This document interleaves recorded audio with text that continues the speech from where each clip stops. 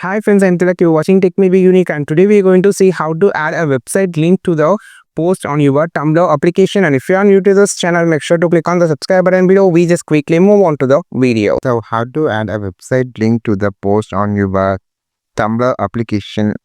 I'm just going to show in this video.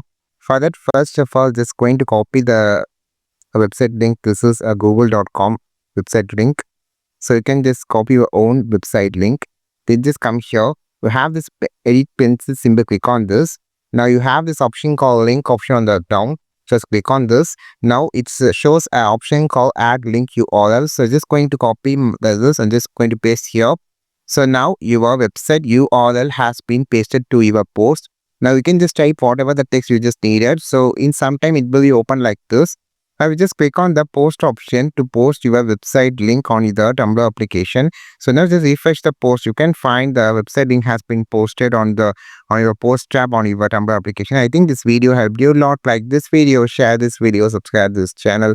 We will meet on next video with a super valuable content. This is Tilak signing off from Tech May Be Unique. Have a wonderful day.